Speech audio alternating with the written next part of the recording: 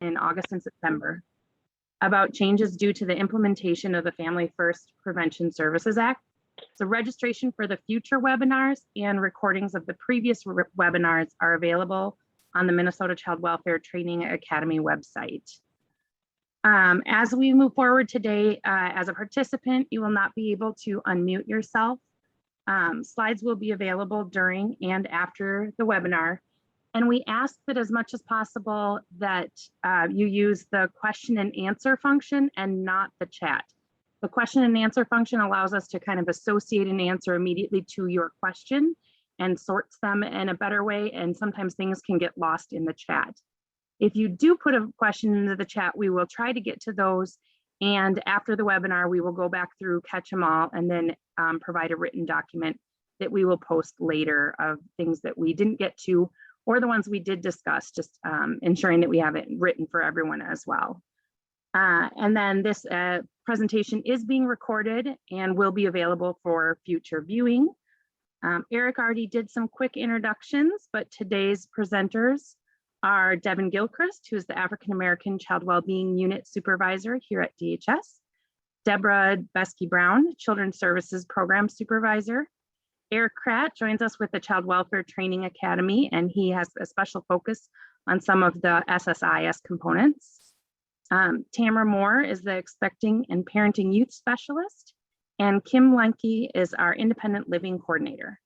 And with that, I will turn it over to Deborah Besky-Brown to start.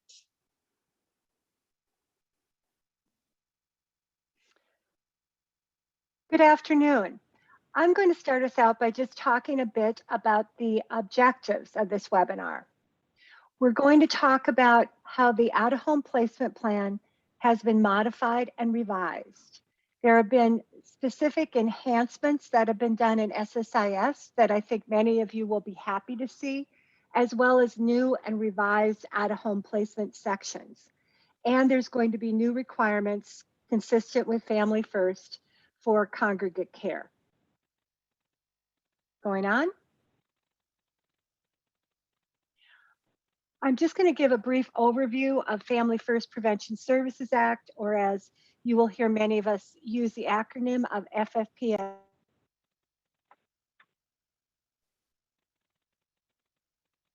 This is a new federal legislation. Well, actually, it was new in 2018 that changes the way child welfare services are provided. Minnesota is opting into the residential portions of FFPSA on September 30th of this year. That establishes new requirements when children and youth are placed in child care institutions.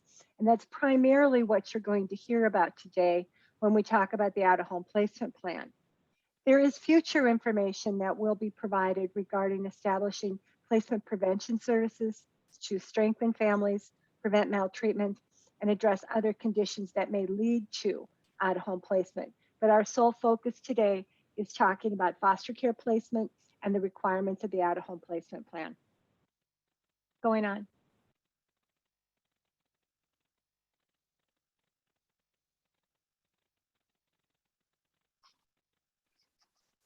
In Minnesota, child care institutions are defined, or the facilities we're going to talk about today that have to do with residential placements are corporate foster settings.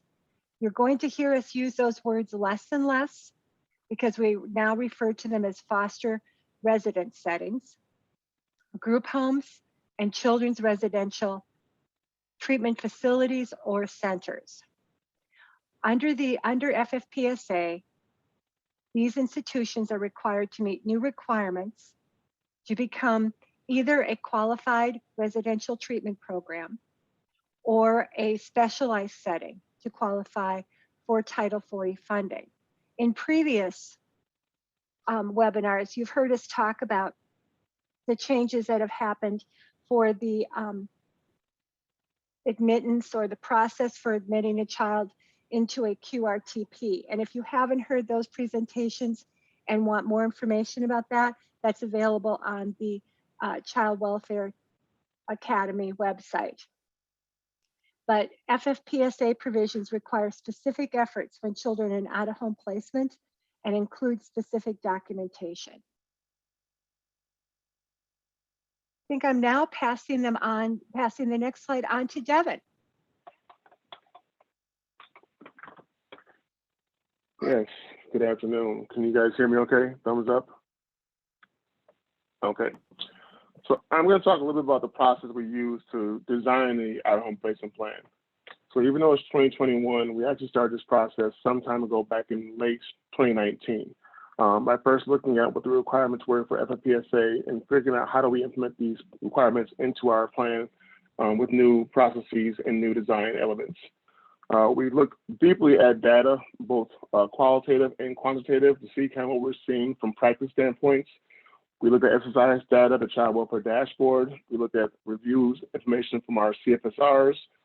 We took into account much information we got from our individual case reviews and consultations, and also feedback we got from training, county partners, and also the community. We then held a series of internal work groups within DHS with our child safety and permanency areas, foster care, adolescent services and permanency areas, including ICWA, and then also other divisions like behavioral health to get feedback from children's mental health workers and staff. And we also then began the process of engaging our external work groups to share what we were seeing, what we were learning, share the requirements that were needed for FFPSA, and figure out how do we move forward with redesigning a case plan that works for county workers, works for clients, children, parents, and foster parents as well, and providers. So it was a lengthy process to get to this point. Next slide. Okay. So from that process, a couple of things emerged. We obviously knew we had something we needed to do to make sure that our case plan was compliant with FFPSA provisions. But in addition to that, we also heard feedback very clearly from the community and our stakeholders, meaning public, private, et cetera, about how to also find ways to improve the case plan in this process. And so some of the things we heard were finding ways to increase family engagement, finding ways to support better meeting of cultural and tribal needs, really improving the process to strengthen relative notice, search, and engagement, supporting placements that really are based on the best interests of children, reinforcing equal practice, and also better support and guidance to help our community and tribal partners as well. And then just making sure that we are better aligned with both federal and state requirements and statutes.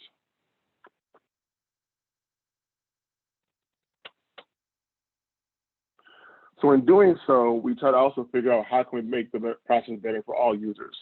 And so with this redesign, we do think that there will be some elements that will be beneficial for all parties using the case plan. There's a reduction of duplication of data entry, SSIS, so not having to enter the same information more than once in many areas. It is easier to upload across the life of the case. So you have a case that comes in through a BPA and then goes to CHIPS and then goes to a child home visit or goes to adoption. The current template that we're using now will be more interfaceable and interchangeable with those various case plan needs across those areas. It does support better integration with other program areas, namely child mental health as well, which will make it easier for case planning across those domains. It also enhances documentation of efforts to prevent placement. And even when we're talking about out-of-home placement plans, there also is a duty to prevent placement with that process as well. And this case plan will help to document and guide that work a little more succinctly and clearly. And then lastly, we think that will ultimately help supporting achieving timely permanency, whether it's reunification or adoption or TPLPC, but I think the process will be improved tremendously by the redesign elements.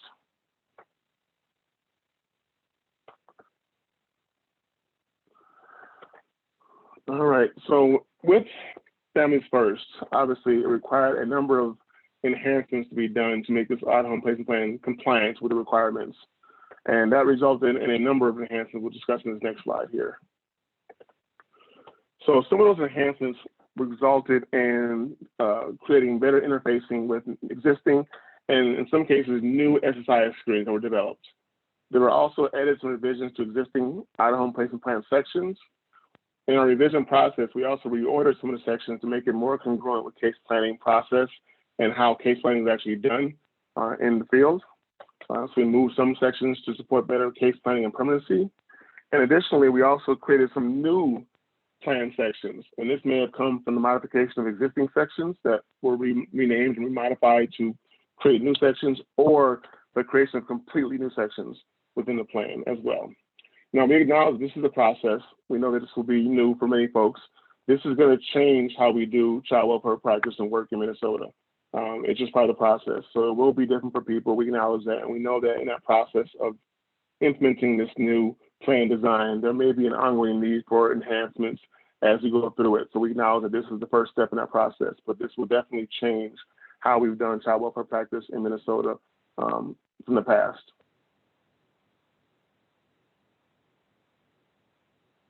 And I think I am passing it on to Eric if he's ready. I know he had to load, I think, something with SSIS, but when he's ready. Yep, just continue to review this slide while I get SSIS up. No problem. All right. Yep, no problem. So as you guys probably are well aware, of those of you who have done the at-home placement plan, previously there were a number of different plans you could pick based on the type of plan you needed. And so we had, the out-of-home living plan for safety and permanency. We had one for independent living youth who are 18 to 21. We had one for voluntary placements, et cetera, et cetera. So what we've done now is effectively created one interchangeable modifiable plan template that will be modified based off the needs of the case in SSIS. So as you go through and do the SSIS setup screen, based off your answers in the setup screen, it will select the applicable plan contents that you need to fill out for that plan itself. The interactive screen will generate the plan based on your input, which includes things like the continuous placement authority, the type of authority, the age of the child, the type of placement setting, and also if ICWA applies or not. So with those answers, in addition to other answers, the setup screen actually will guide and develop your plan for you, rather than you have to pick the plan you need going forward. And then the ILP, which was kind of a standalone document, is still also available as a standalone document, but it's also integrated into the case plan for kids who are 14 and older as well. So we've made some changes to make it more interactive, much more user-friendly, and less repetitive in many ways. And again, back to the earlier slide, it will assist with, I think, a greater continuance of case planning across different types of case at-home placement situations and settings. So I think it will benefit workers quite a bit for that purpose. Eric, are you ready to go through the SSIS pieces? Yeah, it's just given me a little bit of problems here logging in. I apologize. So No problem. We'll be up and running here in just a little bit. Okay. You want me to continue on to the title page first, or want to wait for your part to load? No, we can maybe just give it a little moment of silence here while we wait for. Okay. No problem. Thanks for your patience. I appreciate it.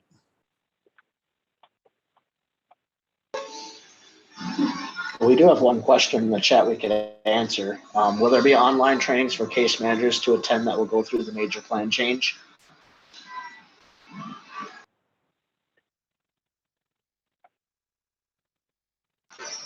Devin and or Deb?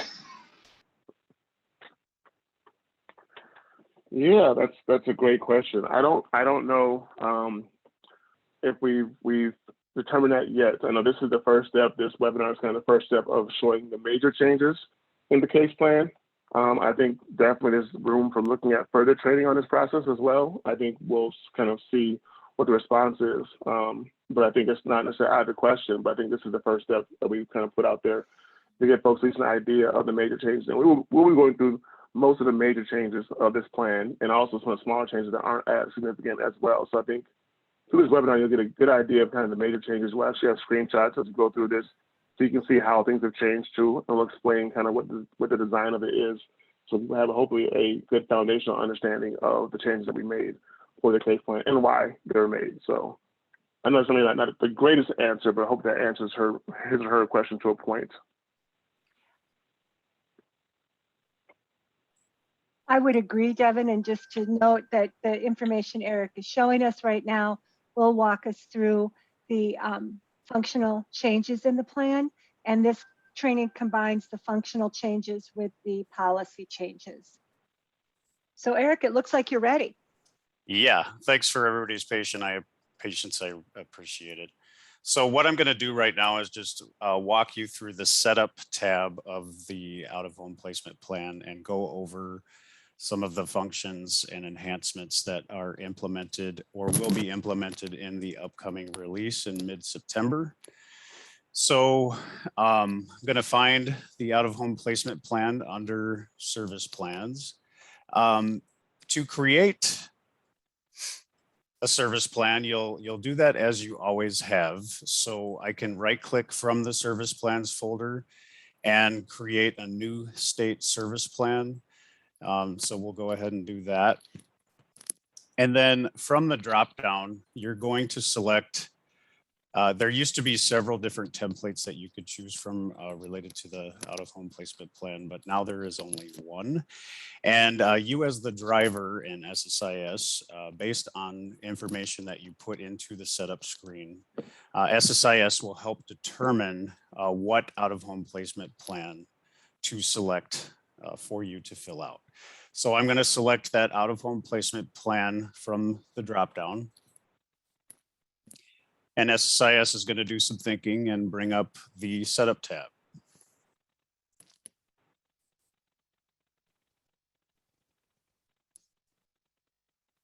The first change that you'll notice here is that this red text up at the top of the screen, it says continuous placement authority is required to generate the out-of-home placement plan when the agency is financially responsible.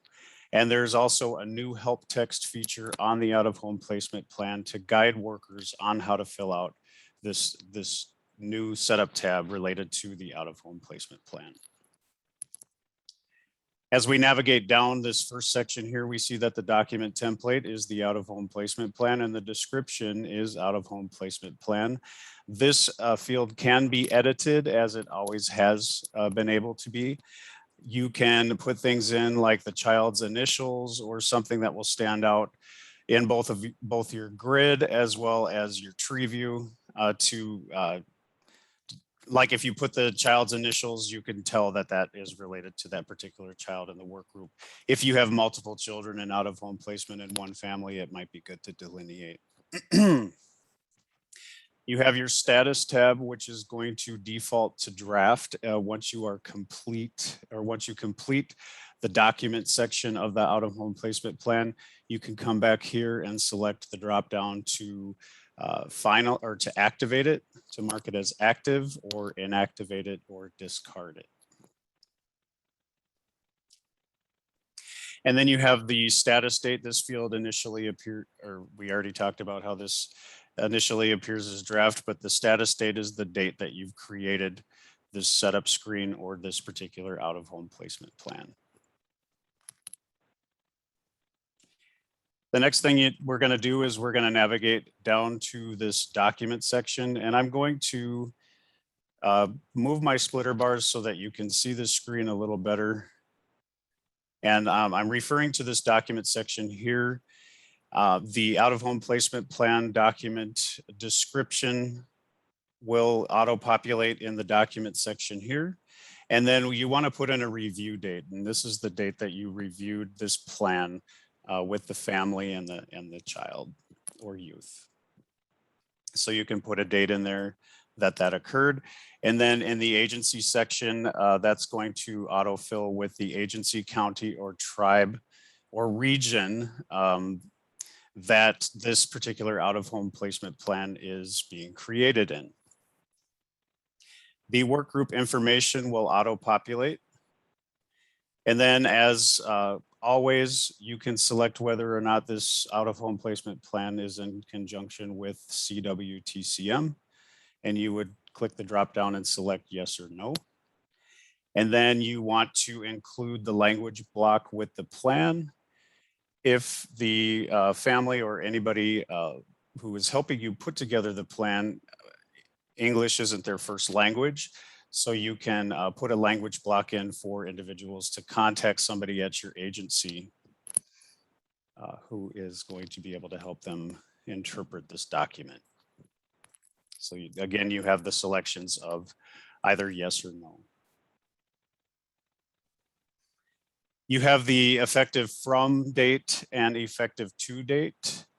You will be able to, originally we want 180 calendar days listed on the out-of-home placement plan, but you're obviously able to update this document as needed. So I'm just going to put in some dates, the date of August 24th. And then for training purposes today, I'm going to say that 180 days from now is going to be February 24th. Now that's a little sloppy. You obviously want to do the exact amount, but for training today, we're just going to put in those dates. So that is 6 months or 180 calendar days. Now we are going to navigate to the child section of the out-of-home placement plan setup screen. And we are going to click that drop down and select the child in our work group that we are creating this out-of-home placement for. And that is going to be our fake client, Stacy Snow. And when I click her name, then some of her demographic, age, date of birth information will populate. This says include independent living plan. This is a new feature on the setup tab. Because Stacy is 15 years old, the out-of-home placement plan is going to automatically include the ILP or the independent living plan. And you can create that independent living plan in conjunction with the out-of-home placement, but there's also the out-of-home placement plan, but there's also that individual ILP that you can still create separate from the out-of-home placement plan. And we're going to talk a little bit more about that that independent living plan a little later in our presentation. Then we have qualifies under ICWA. That's going to display or it will include whether or not ICWA applies, and it's deriving from a couple of places. The participant screen as well as the ICWA eligibility determination, and there's a whole formula involved for how that information is populated in this field. And from what I understand, if an ICWA eligibility determination has not yet been entered into SSIS, this qualifies under ICWA will default to yes. And then we have the allergies or medical problems, other health considerations, and special dental needs. Information from the individual's participant node will autofill within these fields based on what's entered in their other health folder. We also have a statewide cumulative days in placement. This is a calculation based on how many days this child has spent in out-of-home placement cumulatively across the state. And then we have some new questions on the setup tab here. Does the agency have financial responsibility for the placement? And this is an important question to answer because it's going to help SSIS determine selections on the rest of the setup tab as well as the specific out-of-home placement plan. It's one of the determining factors, I should say. So for training purposes today, we will say yes. And then we are going to indicate whether we want to use child or youth in the document. We have a 15-year-old, so we are going to use youth. And then we have a question, youth is expectant or parenting. And we'll talk a little bit more about the new screens in the out-of-home placement plan that are affiliated with youth expecting or parenting. But you want to indicate yes if the youth is expectant or parenting, and that will implement those screens in the actual document itself. So I'm going to say yes. Then we also have the new Qrtp information dropdown. Placement is in a Qrtp facility. We'll say yes or no based on your response. Screens will appear again in the document if you indicate yes that relate to that Qrtp family and permanency team. We'll say no for this particular example. And then you'll want to indicate if the child has siblings in placement. And based on what you indicate here, that will populate screens on the out-of-home placement plan itself. And then we have a final question here, child co-located with a parent or guardian in a substance use disorder program. And again, based on what you answer, we'll determine what ends up in the document itself. So usually child co-located is a court order for a voluntary placement.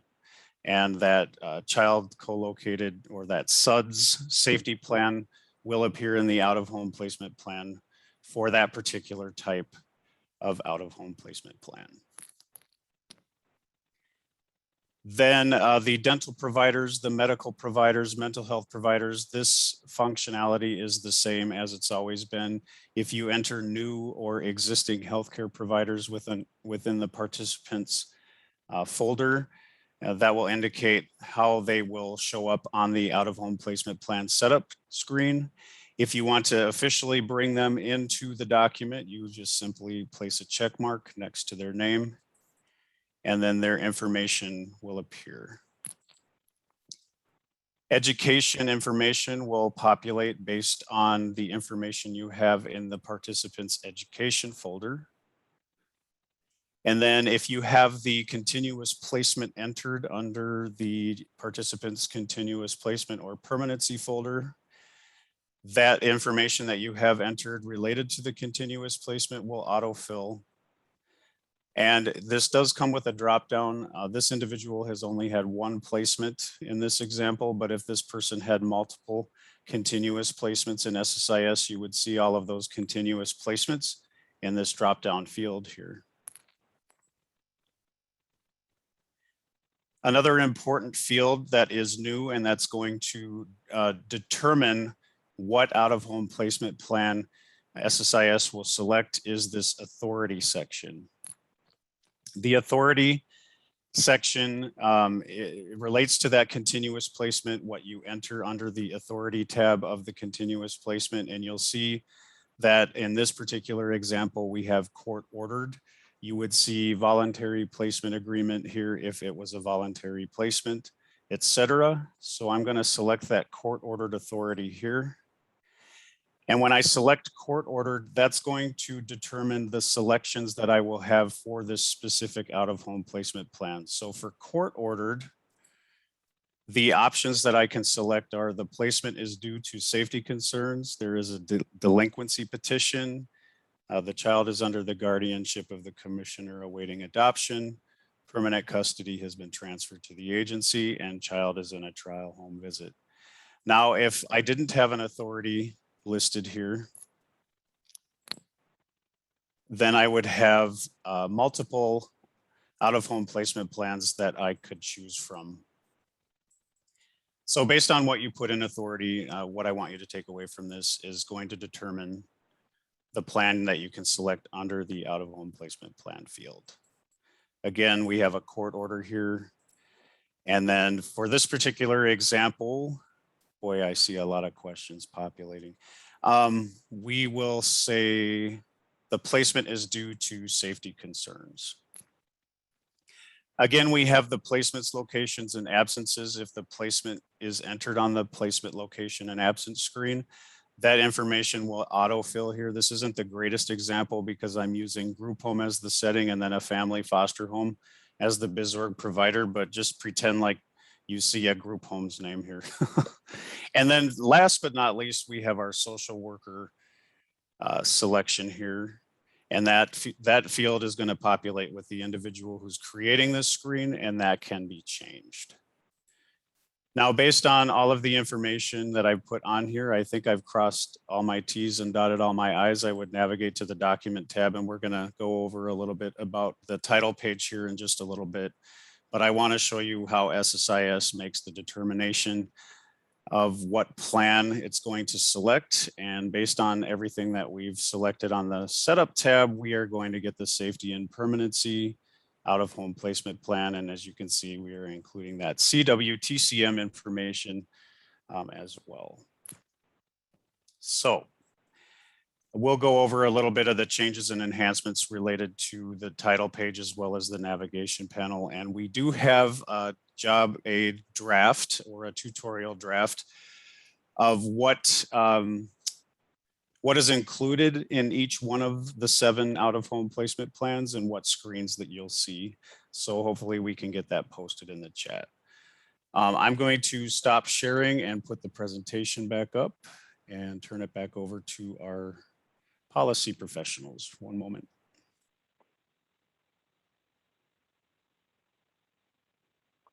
All right, thank you, Eric. I'll wait for the presentation to pop up again real quick.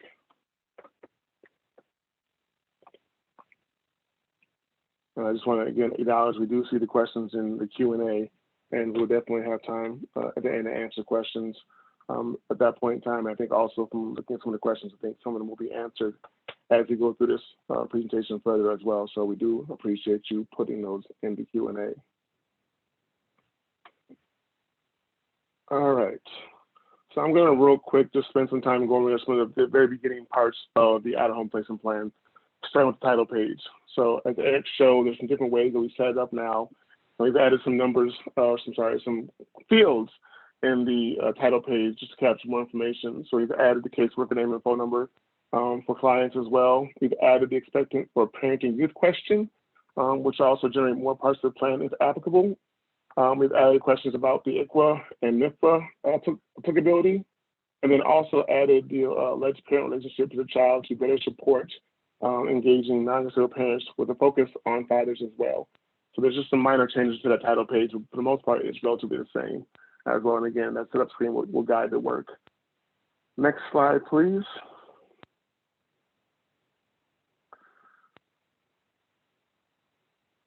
And here you can see examples of what it looks like the actual plan itself when you go through and do it as well. And there are spaces to add additional fields if you need to add more individuals as well. Okay.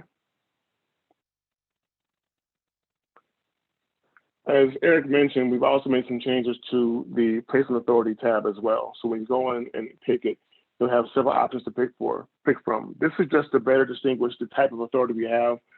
Prior to this, we had basically just court order and voluntary placement, but it didn't parse out what kind of court order, if it's tribal or district, or what kind of VPA it was. So this now gives us more insight as to the specific kind of VPA or court order the child is placed under to have a better idea what the requirements might be for that child. And then again, how to craft and develop the plan from that answer as well.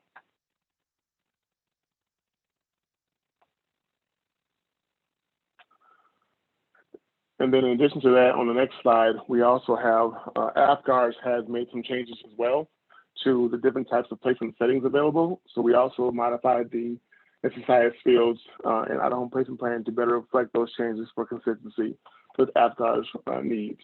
So we've also included a number of settings which include, but is not limited to, the Qrtps, substance use disorder programs, and also pregnant and parenting programs, in addition to a couple other programs and settings that have been added to AFGARS requirements. So you will see some new settings there within the out-of-home placement plan and setup screen regarding placement settings.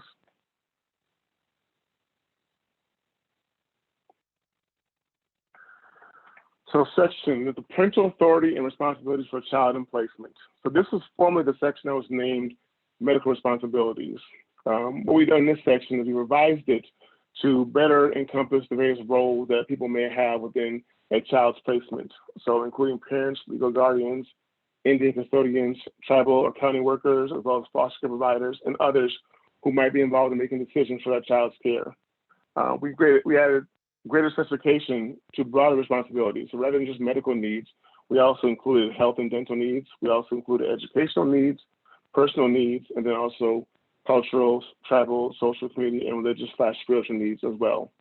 And the reason for this is to basically reinforce the practice that even though a child is in placement, that parent or legal guardian or any custodian still has the right to make decisions about the care of their child as well. And so we wanted to better parse out what the care might look like and better clarify who has the roles and responsibilities for making decisions with regards to those specific care needs that the child has. So it just gives a broader array of needs and just a better way of defining who has the roles and responsibilities for meeting those needs for children in placement.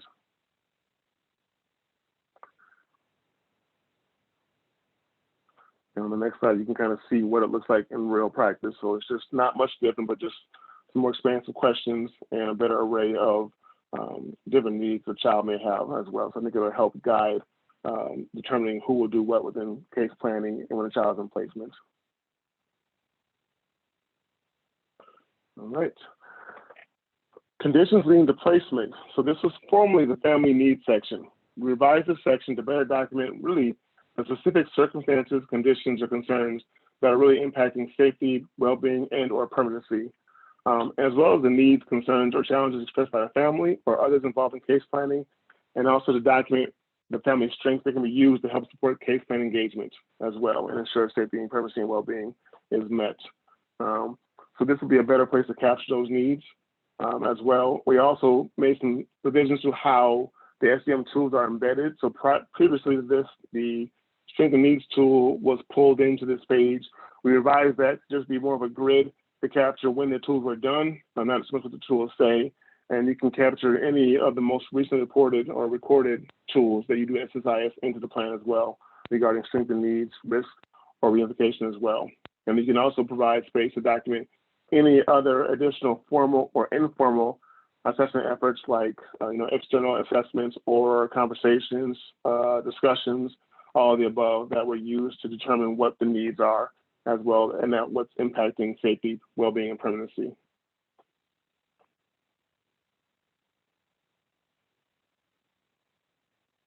And I'm going to pass it on to Deb, I believe.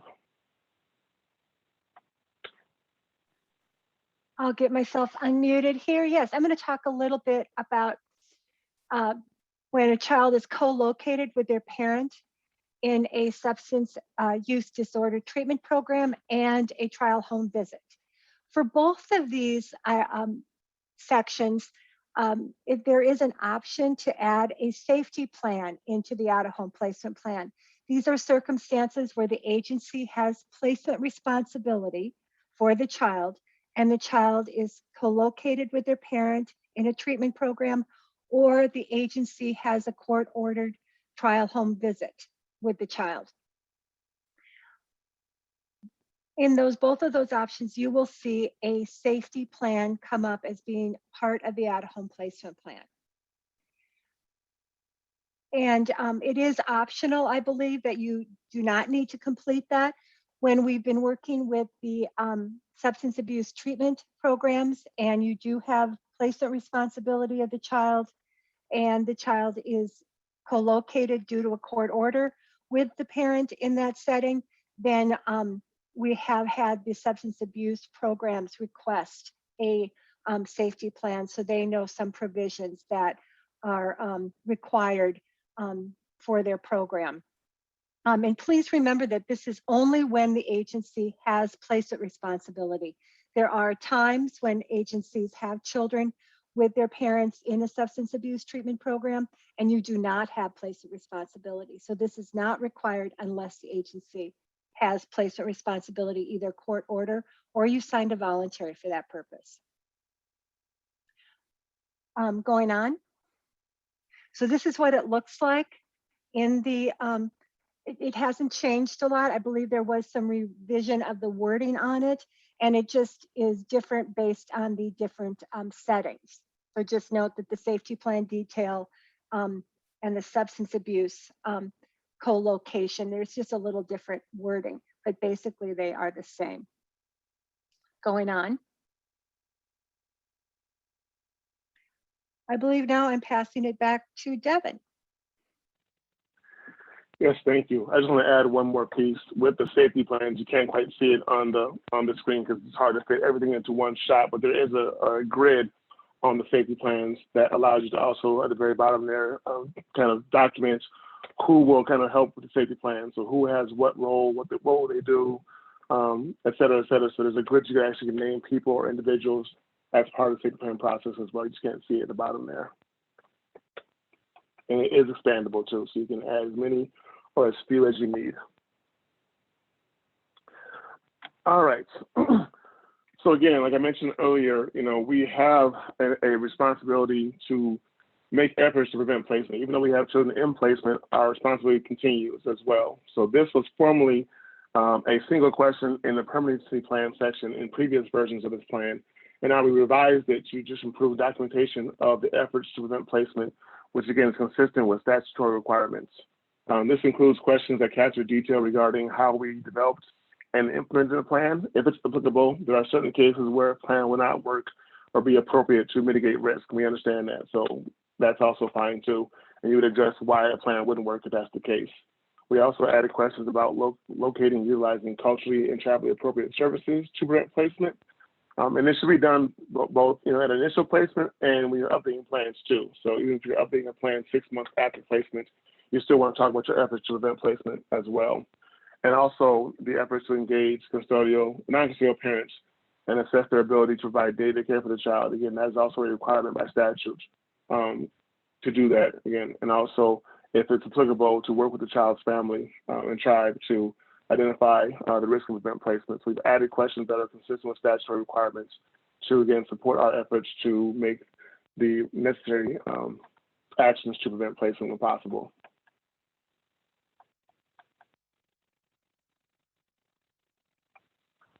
All right, best interest factors. So as many of you guys probably remember, the best interest factors was definitely a lengthy part of the previous iteration of the plan. We heard very clearly from many of our stakeholders that was an area that seemed to be very tedious to complete. So we try to find ways to mitigate that and make it less tedious, but also meet the needs that are required by statute as well. And again, statute does require a individualized determination of the child's needs by using those best interest factors. So we revised these in a couple of different ways. So the section does continue to require documentation in each best interest factor. We provide a space for a narrative that identifies the child's needs in those factors and how that setting that's used for that child will meet those needs. And again, we know that some children have higher needs in certain areas than others, and that's fine too. So we acknowledge that a child may need a certain setting for meeting their behavioral needs or meeting their educational needs, that's fine too. But we still do have to enter in information as to how that setting doesn't meet each of the best interest factors going forward. One new change to this section is also that we've added some additional placement considerations. Now, these are not the best interest factors that you are accustomed to seeing. These are additional pieces that may impact where a child needs to be placed. And that may be due to them being expecting or parenting youth, youth who is at risk of sex trafficking or becoming a victim of sex trafficking, a youth who's 18 and 21, a youth who's placed a substantial distance away or placed due to religious preferences of the parents, or youth who are in SUDS and or Qrtp placement. So those are additional considerations added that you may want to address if applicable for that youth as well. And only the ones you select as applicable will print on your actual or display on your actual printed plan. So if you don't pick it, it won't show up in your final document as well. But this section is completed in all OHPs regardless of why the child's in placement. So it's for BPAs, it's for safety and permanency, it's for 1821, adoption, delinquency. It's for every situation. So it's completed in its entirety for every case plan. So on the screens, we're just going to go through a couple of these. There are some ones that are pretty simple. Again, nothing's changed in terms of the factors because they are statutory required. We have current function behavior, for example. We have medical, dental, and vision as well. One thing to note, though, is for some of these factors like the medical, dental, hearing, or education, we don't expect you to put the child's entire history into this area. This is just talking about a brief overview as to what the child's needs are, how that setting will meet them. You do have the ability in these situations for medical detail or for educational detail to answer the information at a greater level in the actual child well-being section, which actually asks about education and health-related questions. So you don't have to answer that in its entirety in this section. This is just really capturing at a very broad level how that home setting, facility setting, will meet those child's respective needs within each best interest factor.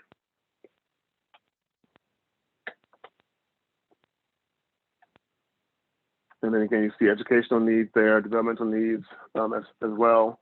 And then on the right there, you see some examples of the additional considerations. So again, if the child is expecting or parenting youth, sex trafficked or at-risk youth, you explain how that particular setting would then meet that child's specific needs in that area. And then again, if it doesn't apply, it wouldn't show up. So when you print off, it'll only print off your 10 best interest factors, plus also ICWA if it applies, and then also the additional considerations if they apply too.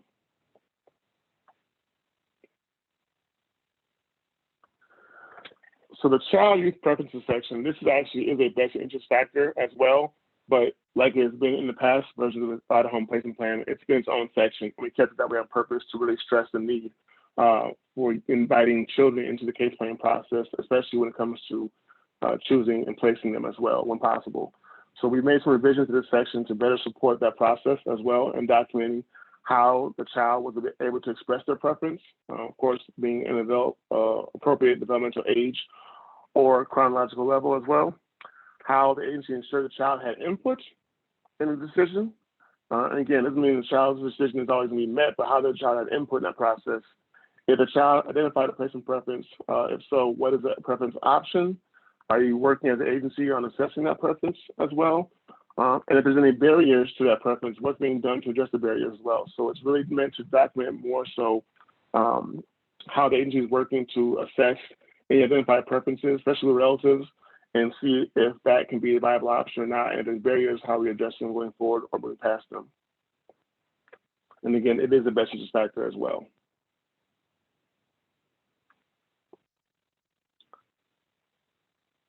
And now I think I'm passing it on to either, I'm sure it's Deb or if it's Kim. I'm not sure which one of you guys are taking this one.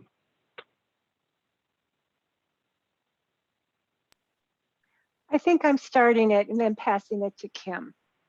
So Okay. we're going to just talk about sibling detail has been part of the out-of-home placement plan for a long time. And this section has not changed significantly, but it does require that if a youth is not placed with one or more of their siblings, to document the bullets that are in the screen. What has been the efforts to locate a home for all the siblings? Why safety or well-being needs of one or more of the siblings would not be met if they were placed together, and how it's been determined that the siblings' best interests to be placed separately. I also want to note that there is a court requirement in regards to the consent of the parents for adoption, and if one or more of the children are in extended foster care and placed in a supervised independent living setting. So this just further provides additional documentation for sibling separation or if siblings are placed together, and allows the reasons for siblings who placed together to be documented more specifically. Going on. I'm passing this one on to Kim. Thank you. So with the Sibling Bill of Rights, that was actually enacted in 2018. So part of this section was created to make sure we're aligning with the Sibling Bill of Rights. And that was actually created by youth from the Minnesota Youth Leadership Council. And it really talks about their legal right to remain connected to their siblings. And so when you're thinking about siblings, we want to be thinking about both sides of the family, mom and dad's side, and even adults. So if they have adult siblings, we want to make sure that they're connected to them, and even youth that are not in care. Now, obviously, we don't have as much control over what happens with youth that aren't under our custody, but you should still be reaching out if they're minors, reaching out to that parent or other relative who has them, and trying to coordinate those efforts. The other thing to remember with this is all part of case planning. So even though there's the Sibling Bill of Rights about their legal right to remain connected, there are going to be times where they cannot have contact for different reasons. But this is really to make sure that you are looking at this case specifically and making sure, however they can be connected, that those connections are happening. And also the Sibling Bill of Rights form is in SSIS as well as it's in eDoc. So if you need that copy.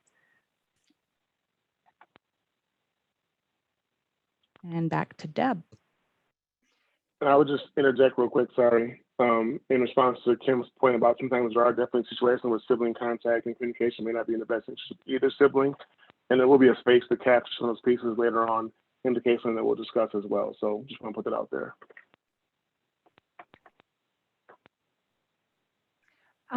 Yeah, so moving on, I just also want to mention that the Sibling Bill of Rights applies to all children in foster care, whether they're placed due to a voluntary agreement or whether they're placed with a court order. So when children have siblings by blood, marriage, or adoption, they are considered siblings. And I would suggest if there's any question about if that child has family relationships that are considered siblings, to review the definition of siblings in 260C and to consider the relationships. but applies to all siblings. And you will see later on when I talk about the new requirements for the Qrtp, that really our residential treatment facilities have much more requirements to maintain and ensure family relationships and contact with the child if they are in residential treatment. So I am talking about residential treatment right now, or voluntary placements for treatment, and the case plan that's involved when the agency signs a voluntary. There have been some revisions to the documentation of agency efforts on the plan, which includes the screening team decisions and recommendations. It includes that formal assessments and level of care determination. It includes the treatment services and interventions provided by the placement setting, how services will improve the child's functioning, and family strengths to support engagement in the child's treatment. And keeping in mind that when you're looking at how services will improve the child's functioning, if your goal is reunification, then considering how the child's functioning needs to be improved in order for the child to return to their home and their community. Case planning supports the integration with the children's mental health behavioral plans. And this section is only completed when you have a voluntary placement for treatment under 260D. Treatment, if you have other types of voluntary placements, such as in a SUDS or a safety, a indication of a circumstance where the agency assigned a voluntary with a parent for them to do some safety changes in their home to improve safety, and that's been an agreement, you would not use this plan. You only use this plan when you've signed a voluntary placement for treatment under Chapter 260D.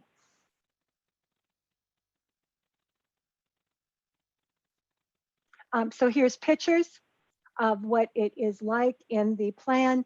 You will notice that it's not incredibly different. It looks pretty similar, but the wording has been changed. So paying attention to how some of the wording has changed, the details, formal assessments that were completed to assist with determining the child's treatment and placement needs. What are the specific services? What are the recommended treatment services to reduce the child's symptoms and improve their functioning? What's the specific child and family strengths that will support engaging in the plan? I think we can go on. I think I am turning this over to Devin. Yes, thank you. So this section is the parent or custodian, child, or foster care provider service provider detail.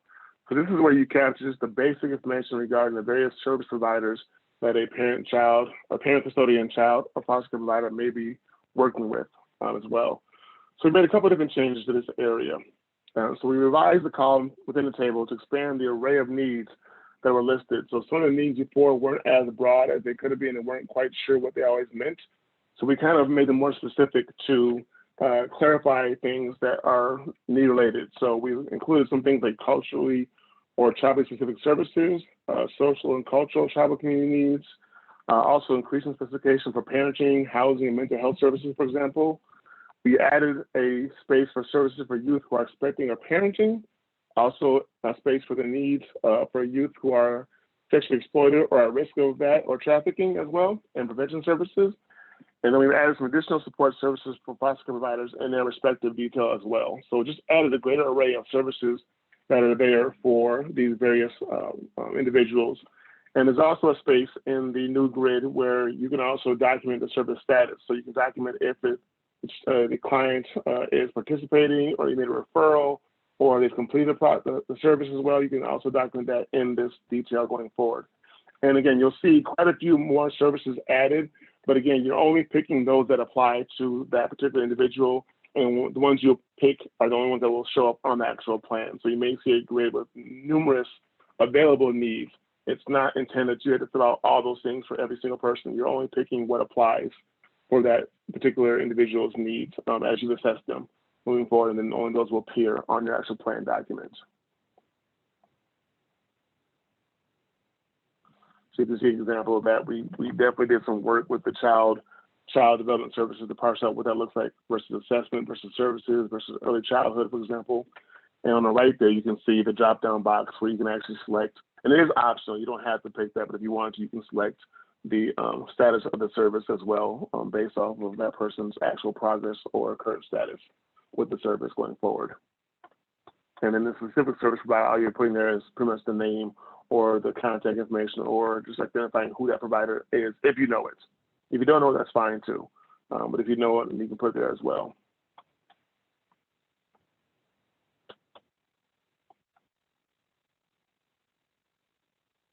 All right.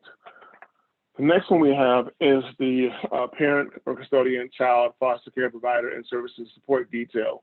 So this is where you put more narrative about those services. So this will be essentially where you put those case plan goals for the parent or the child, and you may also even have goals, so you may have things that the foster parent may need as well going forward in those areas. So we have 3 different details for those respective individuals as well. You have the question regarding what the parents need to do to address their circumstances or conditions or factors that impact the safety, well-being, or achieve permanency.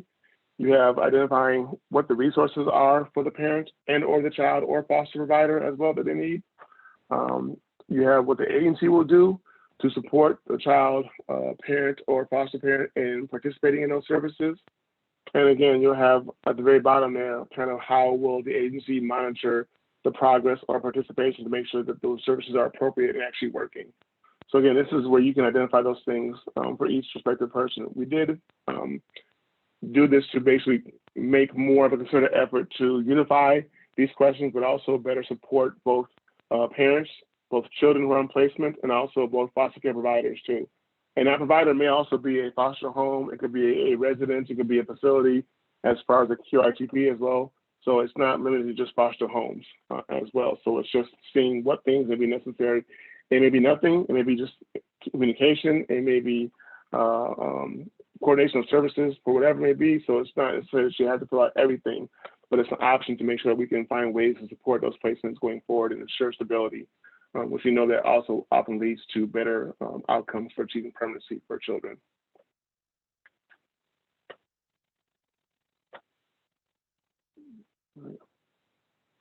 And for each respective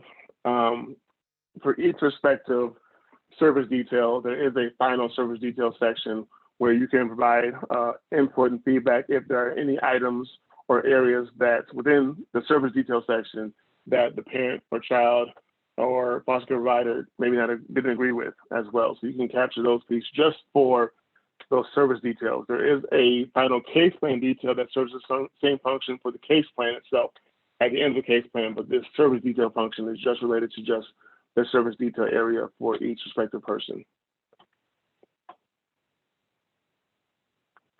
All right, and next I believe Kim will go over the revisions to the ILP.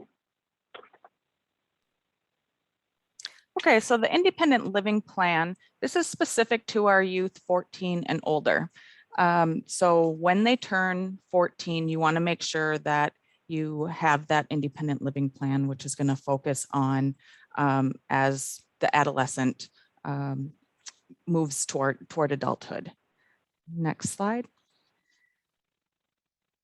So with the revisions, we've really looked at wanting it to be youth driven. So the youth is really stating what do they need, what are their strengths, and what goals do they want to work toward. So again, it should be specific to them. There should not be a cookie cutter plan that you use for every youth that you work with. So really, again, bringing that youth in and having them tell you what they want to do. The disability income section, you'll see in a couple slides, we've expanded that to include some different options. And again, just really having the youth decide and state what their abilities are, what resources they need. I think we've all learned working with youth that if we give them a voice in this, they're going to take more ownership and work towards those goals. The last revision that we'll talk about is expanding the grid as part of the plan. And that was really revised so that we could better identify who was helping with those goals, as well as making it more applicable to youth living independently. So when we have youth either who are in a supervised independent living setting who don't have a foster care provider, or even if you have a youth who's no longer in care, that it makes a little more sense when you're filling out that grid.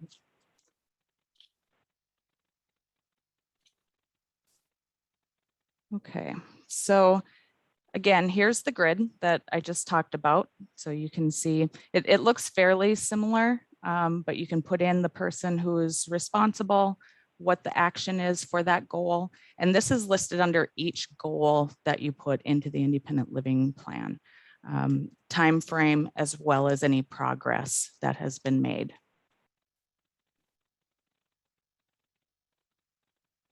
And here's the disability income assistance.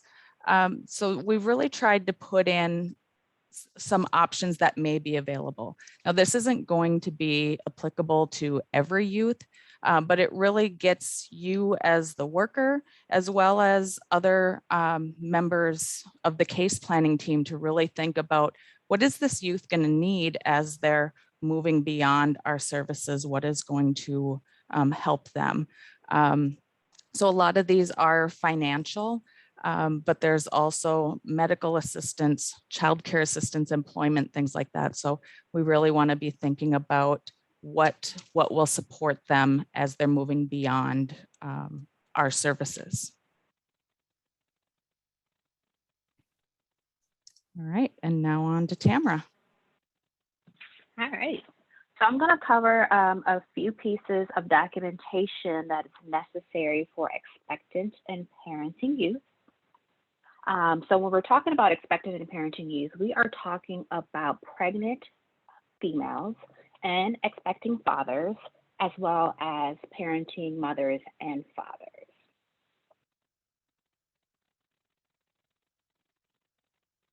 So per ASFARS and FFPSA, we are required to document certain elements related to expected or parenting youth. And we have added these elements in throughout SSIS and embed some of these things into the out-of-home placement plan. So this redesign allows for some of these data points to be imported from existing and added screens. And then we'll talk a little bit about the new expected and parenting youth screen that was developed. So this screen became effective last year, September of 2020. And so we began to document the status of youth that were 10 years or older in a continuous placement that began on or after 9/1/2020. It's also required that the youth have a screen completed in the last 6 months. And so this screen captures, again, if the young person is parenting their own children, if they are pregnant, and then beginning in mid-September with the new release, we will be documenting expecting fathers too. So all youth that are in care that have a continuous placement that are 10 years or older would need to have this screen. And this screen can be updated, or you can select, you could do a selection so that there could be a new screen because the status may change. So there could be one screen or there could be multiples of these records.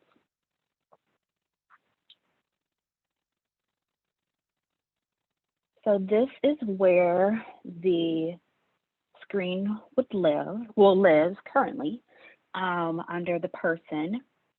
And so you would document, the first question to ask, has the youth ever bore a child or fathered a child? And so if it's no, then all the other questions will go gray. You won't be able to answer them. And obviously if it's yes, you would need to put in the data points here.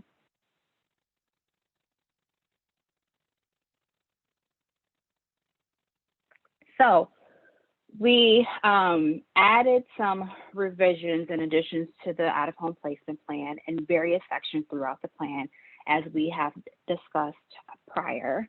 And we also developed a new section specifically for expectant and parenting youth, and we'll go over that as well.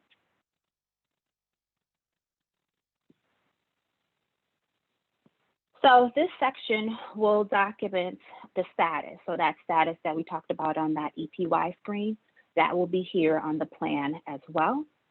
There's a section for identifying the reasonable or active efforts to prevent the placement of the child of the expectant or parenting youth to go into care.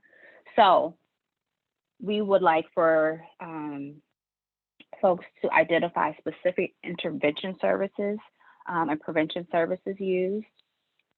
Also identifying efforts to locate and utilize culturally or tribally appropriate services, and the agency's efforts to engage the other parent of the youth's child. There's also a section to identify the location of the child. So if the child is co-located with the youth, or if they are living somewhere else and with a relative, with the other parent, that sort of thing.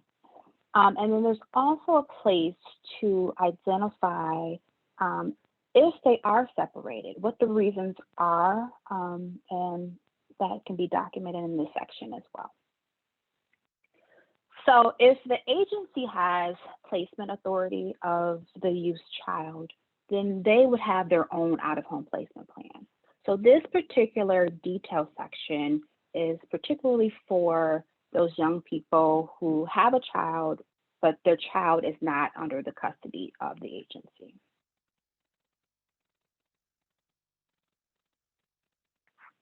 So this is just a screenshot of the youth detail. So again, pulling in that youth status there and the reasonable or active efforts, places to document those.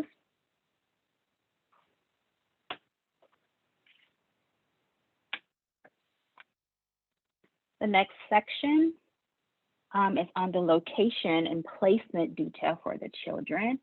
So identifying if they are, again, if they're co-located, or if the child is in care or not, and then some space to provide explanations for those things.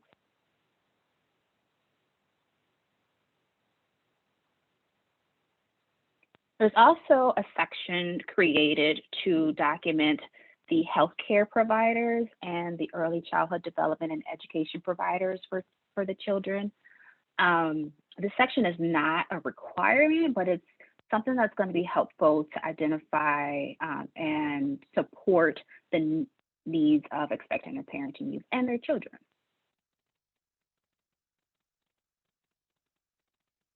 So there's going to be two different sections to input for healthcare and for early education providers as well.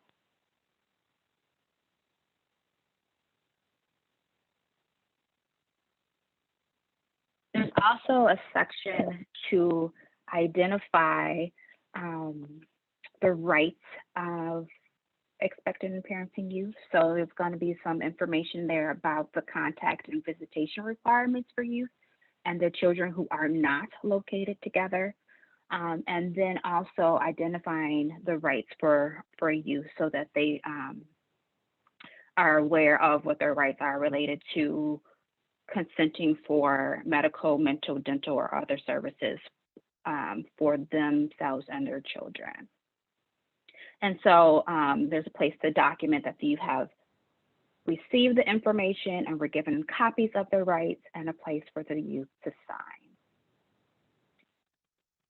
So that sums up the expectant and parenting youth detail section. And now we're going to pass it on to Devin, who's going to talk about the monthly caseworker visit.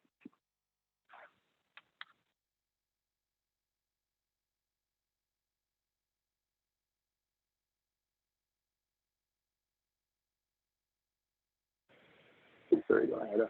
I had to unmute there. All right, so this section was added, the new section was added just to better detail who is responsible for conducting a monthly visit with a child or youth. It fulfills requirements for worker visits, including those required under the Children's Mental Health Act. And we also know sometimes there are cases when children may have multiple caseworkers or staff who are responsible for completing the plan as well. So we want to have space they can communicate with other workers and document how often they'll be visiting the child as well. And it also can help support situations when a child is placed in a setting either out of state or either out of their county jurisdiction.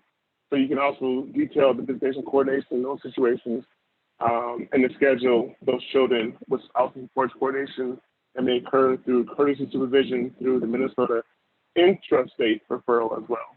So this is a better way to document who will visit that child from the worker or agency perspective as well.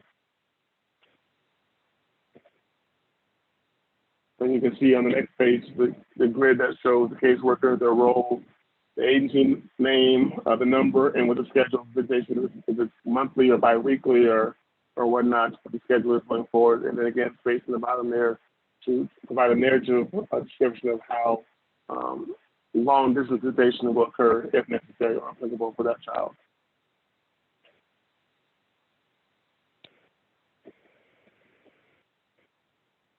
So the next section is supporting and preserving relationships and connections. And so this was formerly a preserving relationships section. It was changed because we also wanted to include space to help support the establishment of new connections that children may have or may need as well, in addition to preserving current and existing relationships as well.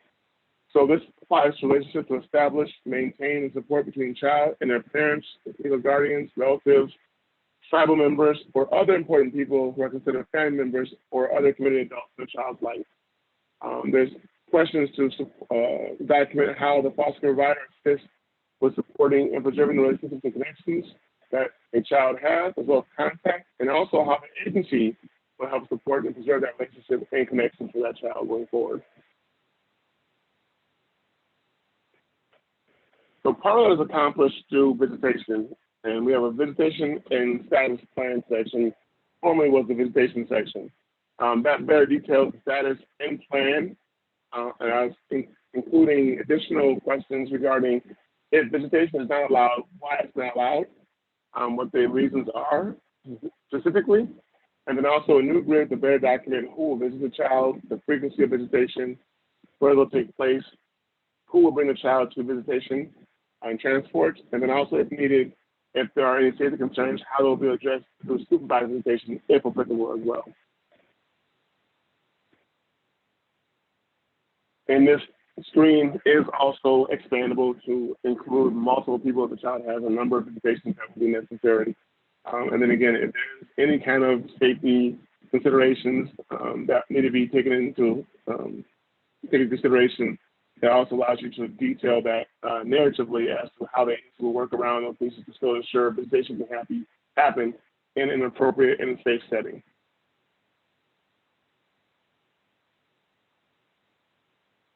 An additional new screen is the important relationships and connection screen. So this is different than visitation per se. These are folks that maybe the child is not having visitation with, but they're having contact and being connected to. So maybe a family member, it could be a relative out of state, it could be a community member, it could be any number of individuals the child may have a relationship with or need to have a relationship established as well. We have space to put the person's name, the relationship, and what that contact type or method may be. It could be email, it could be phone calls, it could be FaceTime, and then also the frequency that will be used to oversee that communication that happens as well. And then again, if there's a person that the child has said is important to them, that there's concerns about, what the efforts were to address that and try to facilitate any kind of contact in an appropriate manner for that child if possible. There are certain times that best interests of the child do not support maybe ongoing contact with the person, and we understand that too. So this is that efforts to try to make it work if it's appropriate and doable. But of course, there are situations where it's just not appropriate for a child to have contact for a variety of reasons. And I should also add that in SSIS, when you enter in a child relationship, this will also pull from existing relationships in SSIS right into this grid too. So as you're entering a relationship with a child, in their own tree, it can pull from those tabs and bring it right into the plan directly. So it's less inputting for workers to put in that information, but there's also space to put it manually if needed to.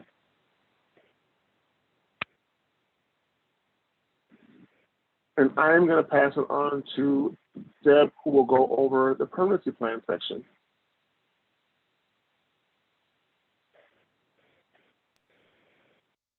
Thank you, Devin.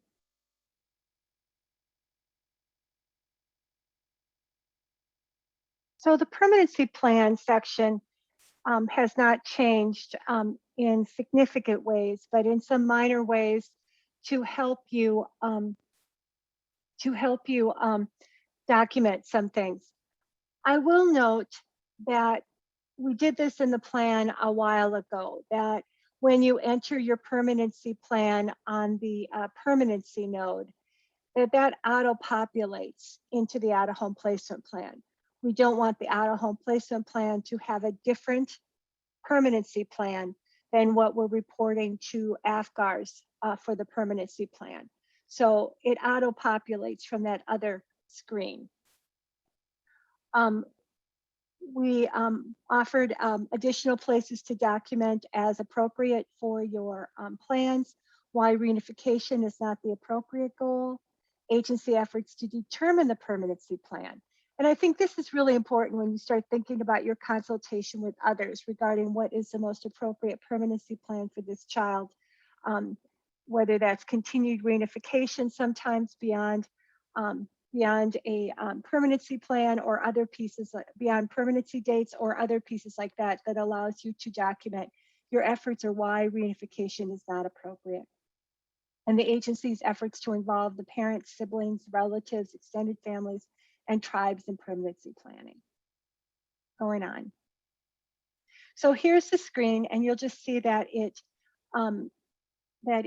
offers pretty much, it looks pretty much the same except for the additional tabs to allow you to make further documentation about your efforts to determine, about your efforts and the agency's efforts to determine the appropriate permanency plan. Going on. So now I'm going to start talking about Family First, FFPSA, and the requirements that are in the plan in relationship to placements in a Qrtp setting. As you heard from us last week, there are specific requirements for the Qrtp, for a placement in a Qrtp setting. And those settings need to be certified as Qrtps. And we talked last week about how you would use licensing lookup to determine what settings have that certification, and then the required planning that needs to go into the admission of a child into a Qrtp. One of those required plans is that the out-of-home placement plan, that the agency must identify the family and permanency team.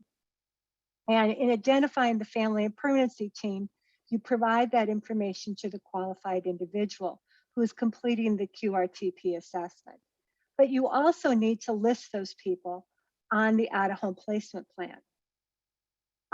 Earlier in the chat, when we talked about the setup screen, when Eric talked about the setup screen and the reviews that are required and the detail about when a plan should be reviewed, and there was a number of questions in the chat that we'll get to about if a plan is only due to be reviewed every 180 days, why don't we just put that in the plan? Well, because those details have changed somewhat significantly with FFPSA. When you have a child who you're placing in a Qrtp, you now need to update the plan before it goes to court to review the Qrtp assessment that's been completed by the qualified individual. And one of the pieces you're adding to the plan is who's members of the family and permanency team. You not only identify the family and permanency team, but you identify the family's input into creating the family and permanency team. You document the agency's efforts to engage the family and permanency team, and who participated in the team and who did not participate in the team, who was not included in the family and permanency team, which is a very different item for us to identify in a case plan, but it is federal requirements that we do so. There are different engagements that are required on the family and permanency team, whether it's a voluntary placement under 260D or whether it's another authority. And we will be going into those details in 2 weeks. I believe the family and permanency team webinar is scheduled for the first week of September, where you'll hear the details about who needs to be engaged, how you notify, and other information about the work of the family and permanency team and the engagement with the qualified individual. But in the plan, once the qualified individual has completed their work, you will need to list the family and permanency team's preference for the child in the plan. So what did the family and permanency team want for the child? And that's determined by the qualified individual. So there's a lot of information that is completed by the qualified individual in the Qrtp Qrtp assessment that needs to be included in the plan. So when you're thinking about this and thinking about the timing for your plan, you're looking at completing the plan within 30 days of placement. But this plan needs to go to the court as part of that 60-day court review. So you're going to be completing the plan with the Qrtp assessment because they're supposed to have that to you within 30 days too for that 60-day court review. But you also must update it after the court review. So there's going to be different requirements for when you need to be reviewing your plan and adding additional information. I hope that was somewhat clear. We'll provide more information about that in the written review for this webinar. But basically, it isn't always going to be true that the plan needs to be updated in 180 days. With the Qrtp settings, you're going to need to update them more often. Also, you need to update it anytime the child moves from one setting to another. Just add that as well. Going on. So this is what the screen looks like when you're entering the information about the family and permanency team. You're going to be entering their names, their phone numbers, their address. Is there contact information? You don't want, it's confidential, shouldn't be provided. And then you're going to be answering the questions, describing your agency's efforts to bring the team together and what their information was from the qualified individual. Going on. Deb, can I just interject something here really quick about this screen? In a previous webinar, and I hope the person is in attendance here, they asked if the Qrtp family and permanency team information from the Qrtp family and permanency screen will interface into the out-of-home placement plan, and the answer to that is no, for a variety of reasons, but I just wanted to provide that information to people, that that screen will not interface with this particular screen in the out-of-home placement plan. Thank you, Eric. I think that's really important because the family and permanency team needs to be identified every time there's a Qrtp placement. So keeping in mind that if you have a child that's moving from one facility that's certified to another facility that's certified, that assessment needs to be done again and that plan needs to be reviewed again. I know that I can almost anticipate in the chat, I'm going to be hearing questions about, do you know how much work this is? And I just want to confirm for you that the reason these additional requirements were set by FFPSA, which is a federal law, is that what they want to reduce congregate care. They want children to be with their families. They want children to be in family foster homes. And when children are placed in residential facilities, they want additional review. They want additional assessments completed to determine that that is the least restrictive environment for the child. Going on. So I mentioned the court review. So when a child is placed prior to or when a child is placed in a Qrtp, the Qrtp assessment must be completed by a qualified individual. When that assessment is completed, the qualified individual provides the agency with a report. And that report, along with a report by your agency, must go to court for review within 60 days of the placement. Along with that report, you must include the out-of-home placement plan, as the out-of-home placement plan has specific information about that assessment, along with the membership of the family and permanency team. We will be having additional trainings about the court reviews that need to occur in mid-September, so look for that. Once the court has reviewed and made their determination whether they approve or disapprove the out-of-home placement plan, the out-of-home placement plan must again be updated and indicate the outcome of the court order. All right, I think I'm turning it back to Devin now.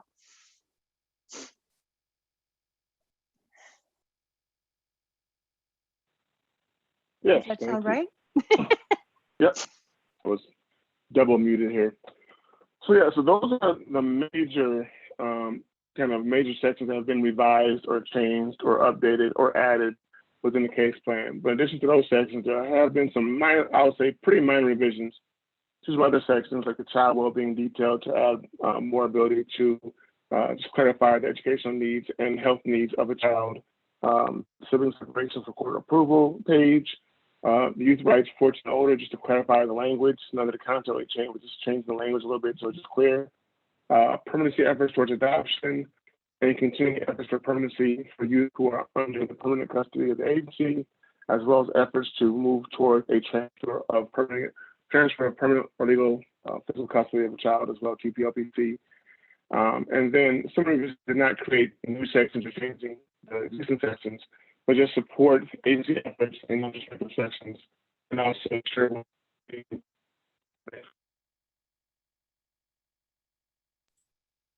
Devin, I think you're breaking up a bit here.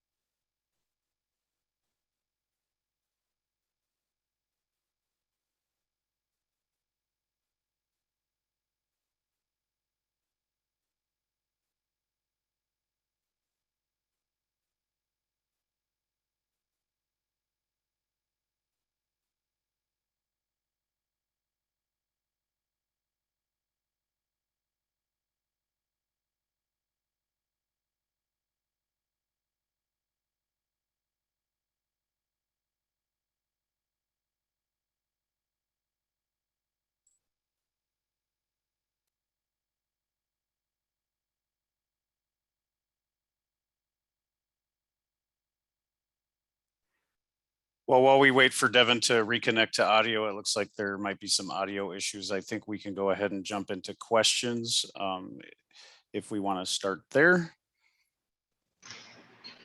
All right, sounds good. So the first question is, oh, Devin's back. Sorry. So yeah, I was just saying that we've made some minor changes to existing sections, but nothing too extreme in those areas, just to better support the case planning process.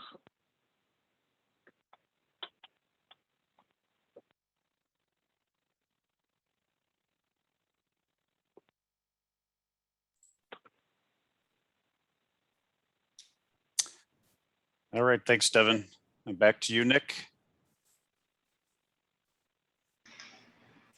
All right, so the first question that we have is, when will these plans be ready for us to use? So these plans will be ready with the next release, which is on September 15th. And I believe there was another question, sorry, Nick, about if the out-of-home placement plan can be copied, if a legacy plan, ones that exist now, can be copied to this new template. And the answer to that is yes. However, some of the information might be mapped to different sections of the out-of-home placement plan. And there are a couple of plans that are not cooperating at the present time. And that is the adoption guardianship plan. One of the screens isn't mapping properly, and then the youth 18 to 21. And I know that they're trying to figure out some things in the background, but the way that those were set up and programmed were different than some of the other out-of-home placement plans. So they're struggling to find a solution. But you should be able to copy a legacy plan to a new plan. And then going forward, new plans to new plans should work efficiently. All right, thank you, Eric. Next question. Are the other plan options being removed in order to avoid confusion? I guess I would need more context on my end to answer that question. I don't know if anybody else on the panel might be interpreting that differently. I do believe that this new template will clear up a lot of confusion, and it does streamline a lot of the information in relation to all of the new templates. So Eric, as you talked about. Right. I think if I'm understanding the question correctly, also, I think, for example, on the internet, on our plans and forms page, you can see all of the 7 plans individually as a individual document. And I believe that will still be available, but in SIS, it'll still be basically one interchangeable template that will exist. So I would say we frame it this way, thinking of it as more so that it's just one plan that has different applicable sections depending on why that child is in place with needs, if that makes sense.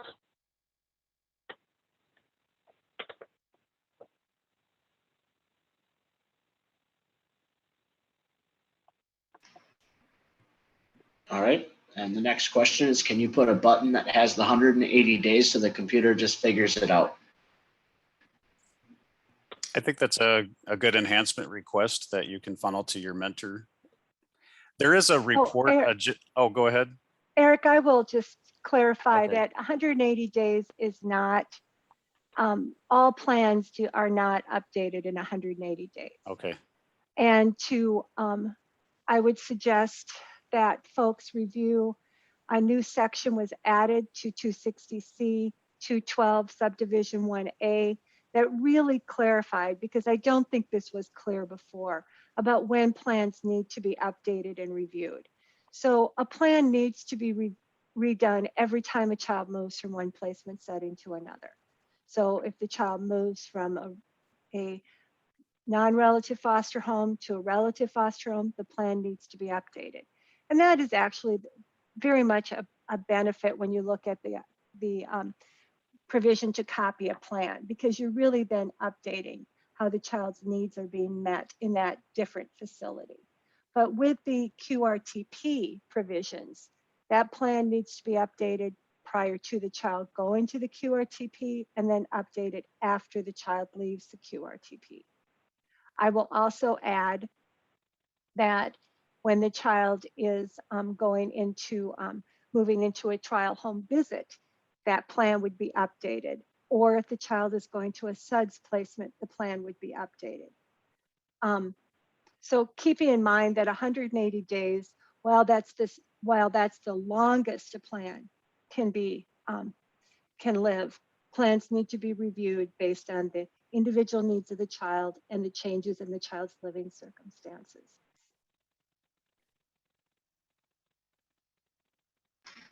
All right, thank you, Deb. Next question. Why is there a review date on the setup screen? The plan needs a client signature, and generally that is the date the plan is reviewed with them. You might not know the date until you go over the plan with the client when you're entering info on the setup screen. I always assumed that the review date was the next review date required in 180 days.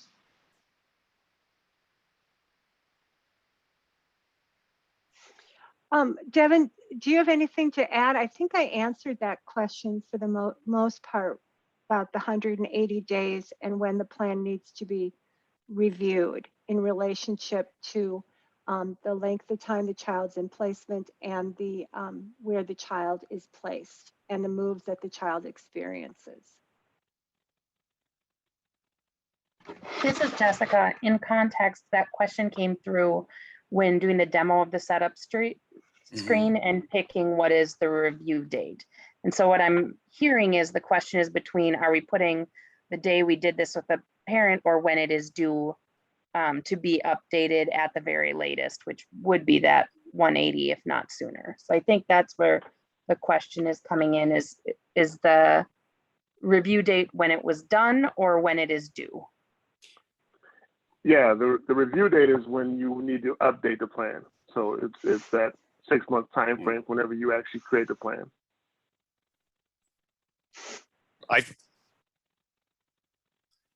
In the help text in SSIS, I'm not disagreeing. The new help text says that the review date itself is the date that the plan was reviewed with the plan participants. So let me just do some research on that real quick. Yeah, I think All right, thanks, Eric. that's correct.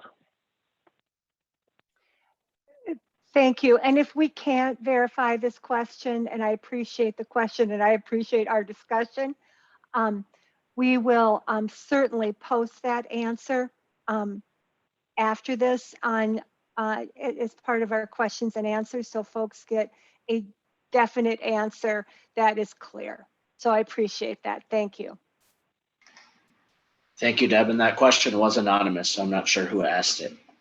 The next question is for VPA and CMH for treatment purposes, and reunification is the goal.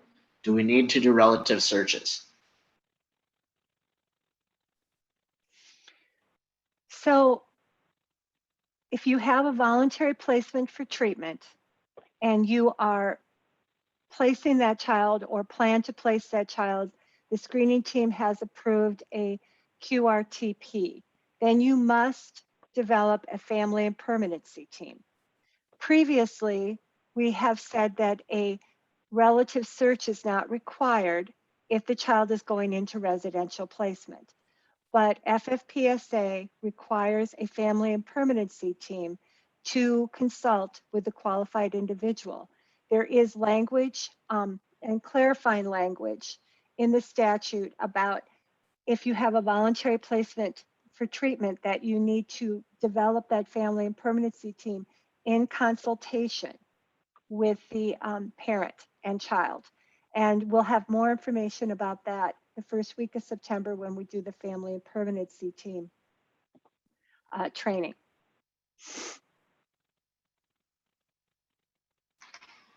All right, thank you, Deb. Next question. What is the difference in information placed in the child needs section earlier in the plan versus the 10 best interest sections?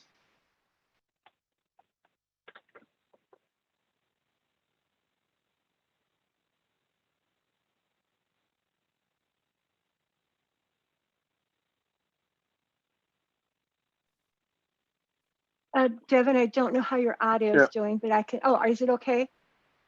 Can you hear me?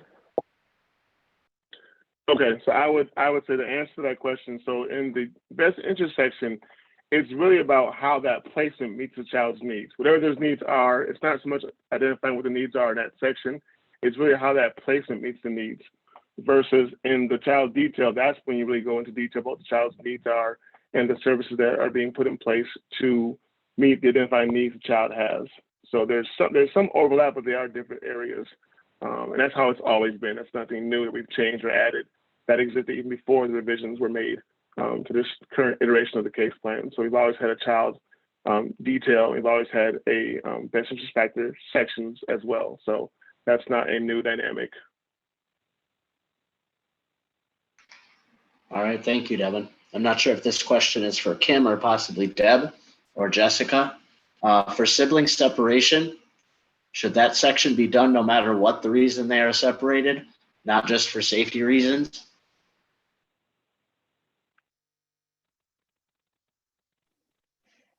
I have a short answer. Kim or Jessica may have a longer answer, but I would say yes, it's always done if the children are separated. I would also add that the visitation section has done additional work in really defining who that child should be visiting, what kind of contact they should be having to further support sibling visits, as well as preserving the child's other contacts. Kim, do you have additional pieces to add? No, I agree with what you said. Okay, another question that sort of relates to this that came in on the chat was what if the reason for placement by one of the siblings is beating the other sibling or sexual interactions with or without penetration? So I would just add that that's clearly a safety concern regarding that sibling's relationships, and there should be a court order related to the sibling visitation and a court review of the sibling visitation. And if this court has ordered that the sibling should not have contact, that's what the court has ordered, and that's what the agency would follow through with. Anything to add to that? I agree. Again, the other thing I just want to reiterate that the Sibling Bill of Rights, it's their legal right to remain connected as long as that connection is okay. I mean, there's always going to be case planning where there's reasons that those connections either should be put on hold, or maybe they're done in a different way if it's through a therapeutic setting or whatever, but that's all going to be determined as part of the case planning. So really the Sibling Bill of Rights is just that notice to the child, to any of the siblings that that child is in placement, and they do have that right to look into and to have those services coordinated. Thank you, Kim. Yeah, I would add quickly when you talk about having those services coordinated, just like, because there was an incident or incidents doesn't mean that's it. We're not looking towards that in the future. We're moving on from that.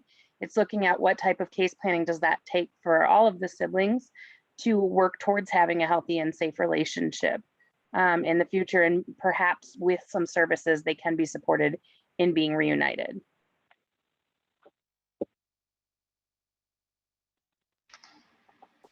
All right, thank you all for the answer. The next question is, in the foster parent section, it says to complete if a child is in a facility. How would a worker complete that for a facility?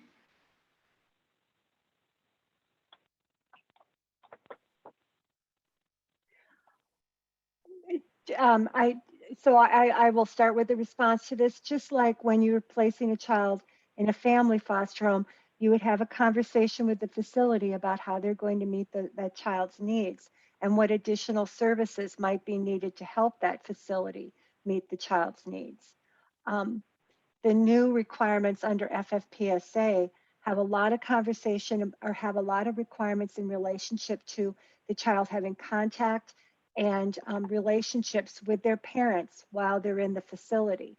And that certainly is an area of conversation about the visitation plan and how the agency is supporting that, or what other supports might be available in the family, considering the family's strengths, to ensure that the child has not only preserves their contacts, but actually the parents are involved in the treatment and making decisions why the child is in that facility. Anybody have anything else to add to that? No, I think you covered it. Okay, so that actually ends all of the live questions. Most of the questions were answered in the chat, and the chat is available if you want to look at that. Otherwise, we can take questions here for the next minute or two. Otherwise, that will conclude this section. Whoever wants to wrap it up can go ahead.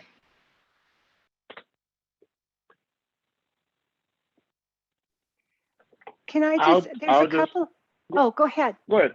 No, go ahead, Deb. There's a couple of questions in the chat that I would love to just talk about for a minute that I think are really important. And one of them was a question about doing the independent living plan with children who have cognitive limitations. And I think that's a really important question because Developmental Disability Services does plans with individuals who have cognitive limitations. and how those plans could be interactive. And I guess I'm just wondering, Kim, if you have any other thoughts or just want to mention your answer to that question, because I think it's significant. Sure. And we have looked into that. This isn't a new question. This has come about before, but the federal government really does not give any exceptions for the independent living plan.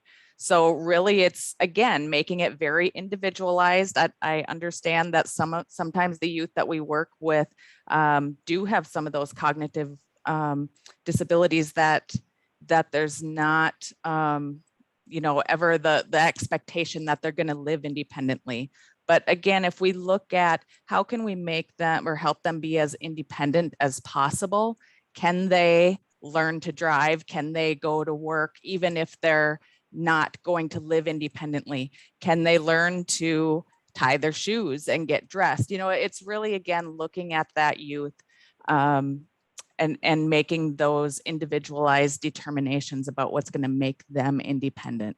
So I know that case plans that workers do through developmental disabilities are very extensive and go through all of these things. So I'm sorry that sometimes there's a duplication, but we really don't have any exception to not complete an independent living plan for any youth that's in placement. And I would add too that in the independent living plan, it should really relate to almost all youth. All youth should have an education goal. All youth should be able to have a transportation goal. How are they going to get to their medical appointments, everything like that. And then we did just also really ramp up the disability assistance section. And so that's really much more robust with this new plan, just trying to make sure that these young people are afforded all the disability services that they can receive.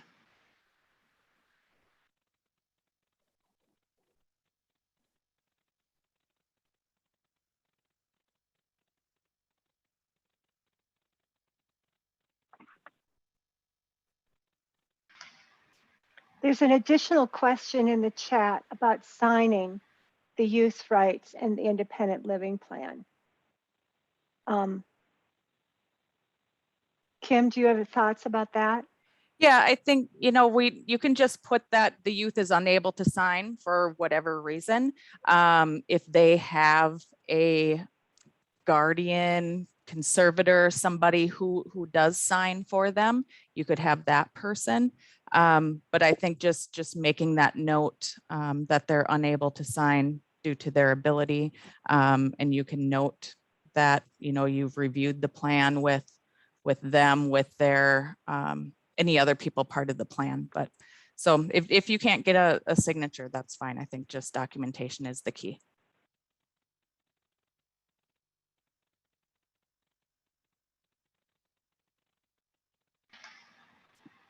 Deb, were there other questions in the chat that you wanted to talk more about? You said there were a couple, so. I did say there were a couple. I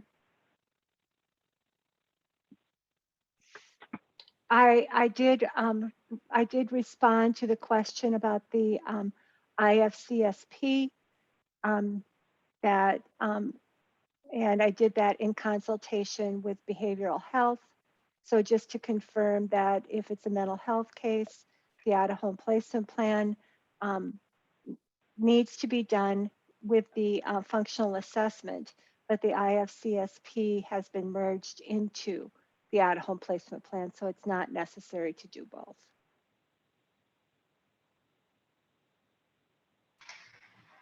All right, and then we did get another question come in on the chat. I see the medication section is back. Is this just for psychotropic medications or all medication? I thought this was originally removed due to HIPAA concerns.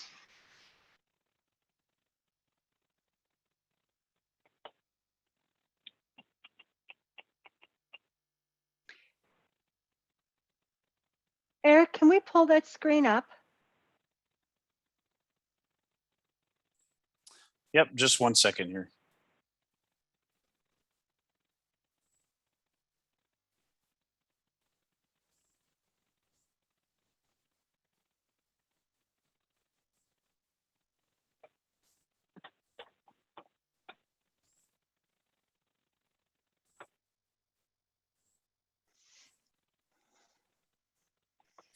And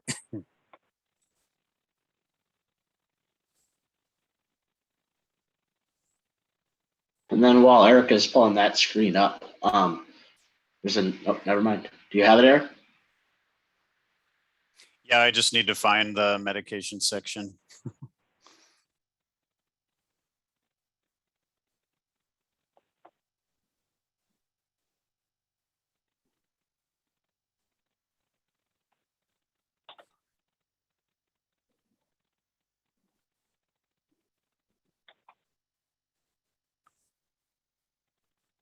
I assume they're referring to under well-being, the immunization and medication section. Yeah, that section actually wasn't removed. It was actually in the current version of the plan as well. We just added, I think, an additional question to better capture some of the oversight of the medication in terms of what the child is taking, dosage, that kind of thing. But that section is largely unchanged in terms of the medication piece. We did add some questions about the health status that's been newly revised, but in terms of the medication, that's pretty much, for the most part, what's already been there.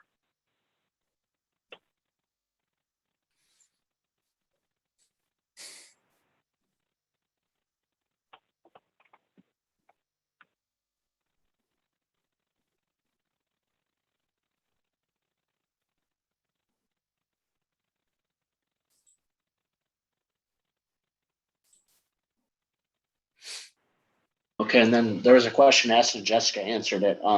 Do our current out-of-home placement plans need to be updated on September 30th to match new requirements? Or can we update them when a review is required?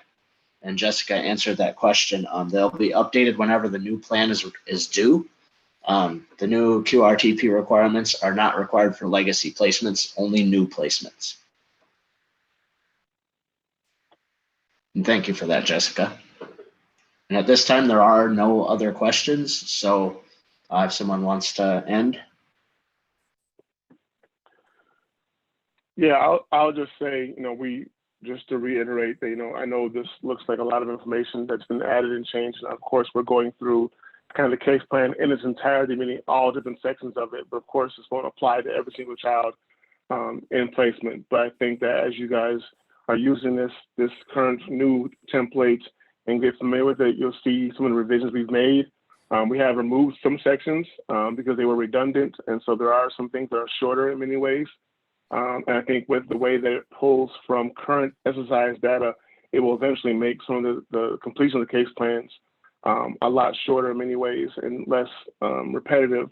And then also the way that it will allow you to copy across, child home visits versus VPA versus CHIPS cases will also be a benefit. So I think that there'll be some things that you'll find that are beneficial. And I think you also find that as you go through and do it, when you print it off, it'll also be much shorter in many ways too, because you'll only print off the things you select that are applicable to that child. So I think there are some things that will be useful as well, but we acknowledge this is a new change. Change is always different and sometimes hard to digest at first. As a former worker, I remember when they did the last version of the case plan revision, so I understand that as well. But I think as we go along the process, we'll see some of the benefits of this. And there will be some things we need to change as we implement this that we realize, don't quite work the way that they're intended to work as well. And that's not necessarily a bad thing. So we offer that option. But I think as a whole, I think you'll see some changes that are very much needed to the case plan process. And again, this is largely driven by new requirements for Family First and also existing requirements too from statutes. A lot of stuff we actually have to do. So we're trying to find the best way to meet those requirements while also not adding additional work to workers' already existing caseloads and whatnot. So just want to put that out there as a point of acknowledgement and understanding. I'll just add one more piece. If there's additional questions that come up, either as you think about this or as you review it with others, please email the email that's on the screen with additional questions and staff, and we'll consult or send it to the right person. Also involve SSIS in some of those answers if necessary, and get back to you as soon as we can.